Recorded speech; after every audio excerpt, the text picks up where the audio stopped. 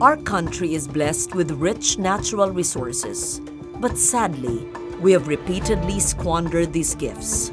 We are destroying nature's fragile treasures over time, but there is still a glimmer of hope. In this series, we take a look at various protected areas throughout the archipelago to learn the stories of the land, how it was once neglected and abused, and how it is slowly being renewed. This is Lauren Legarda, and I present Our Fragile Earth, Protected Areas of the Philippines.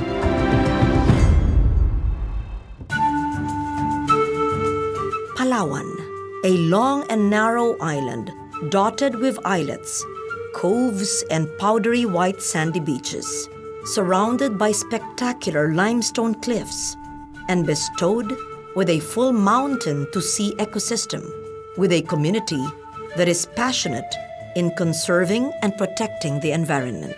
Located 78 kilometers north of Palawan city center is the Puerto Princesa Subterranean National Park, a 22,202-hectare terrestrial and marine protected area that offers sanctuary to 8 forest types and is a habitat for highly diverse coral species. Meron tayong almost 700 hectares of marine. Out of that numbers, meron tayong areas na no-take zone. Isa na ho dito ang nasa harap ng Central Park Station kung saan nandito tayo ngayon. No-take zone po itong mga area ito hanggang po doon sa underground river.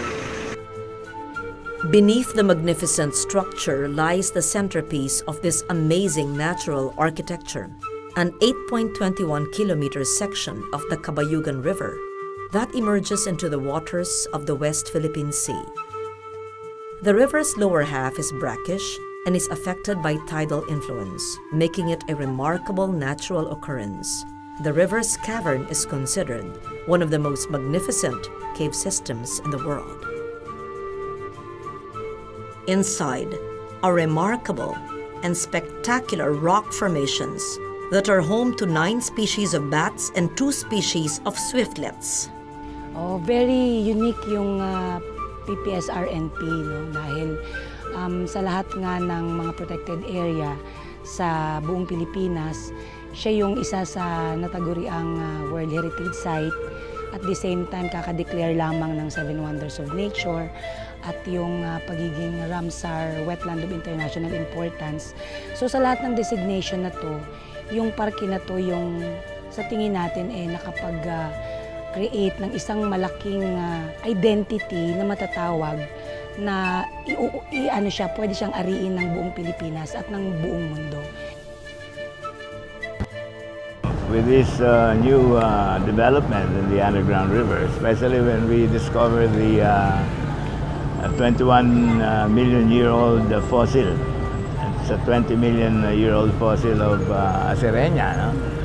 It has placed Puerto Princesa in the world map, and definitely because of this heritage, we'll be we'll be having more tourists coming in, and will help Puerto Princesa economically.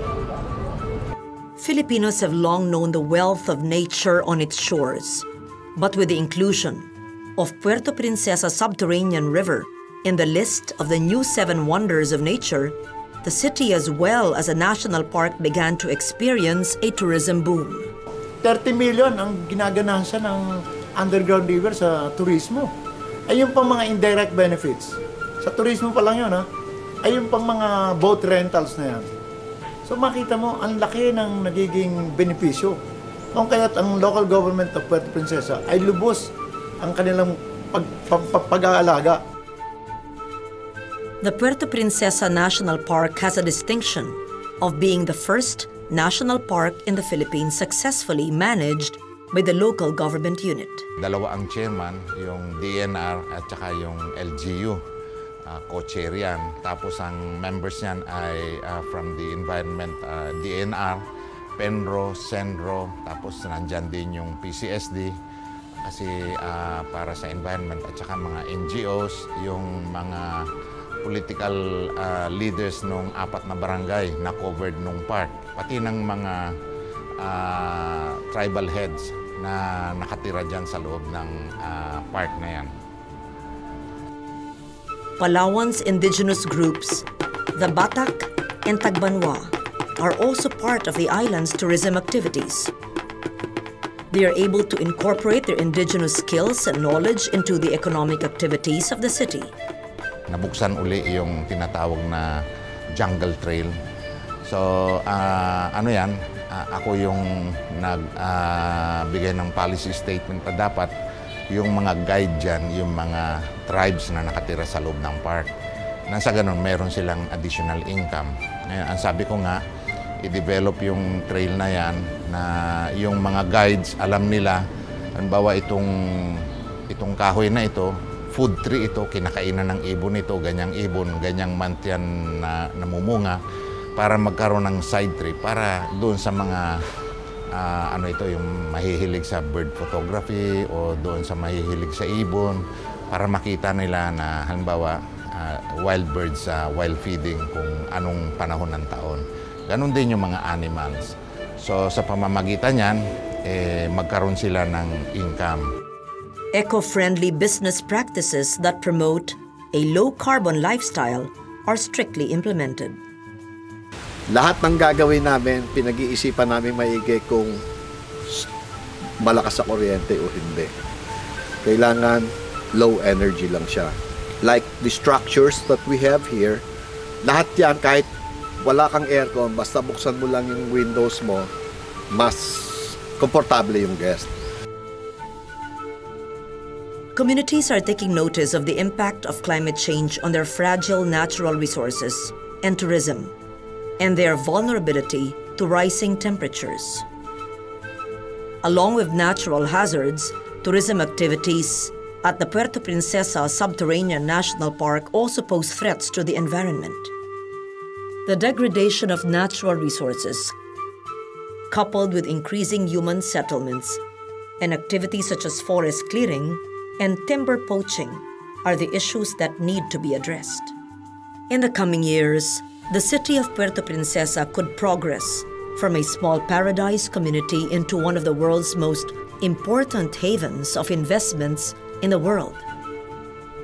As early as now, we have to envision the kind of development that will sustain this God-given gift.